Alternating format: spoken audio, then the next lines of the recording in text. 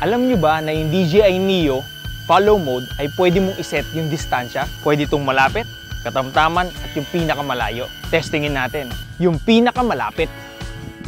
Andi dito nga pala tayo sa dalampasigan ng Morong. O dito may mga nakikita kayong mga resort. Okay? Mga resort dyan. Ito naman Chong, yung nasa pagitan ng pinakamalapit at pinakamalayo. Bakit nga ba mahalaga na nasa-set up natin yung distansya? Dahil minsan, mas pinaprioritize natin i-take into account yung tightness ng lugar. Kasi kung lagi yung nakafar, tapos maraming mga obstacle, sasabit-sabit yung mga drone nyo kung saan-saan. Mga Chong, ito na yung pinakamalayo. Makikita nyo, mas malawak na yung ating field ng naipapakita natin sa camera. Napapansin nyo, meron ditong mga bangka-bangka kasi ito ang kinabubuhay ng mga tao dito. Hindi ko alam kung para saan yan, pero syempre, alam nga namang hindi pang business yan mga Chong, di ba? So maganda na may DJI Neo ka dahil ito, AI na, hindi mo na iintindihin yung pag-control-control.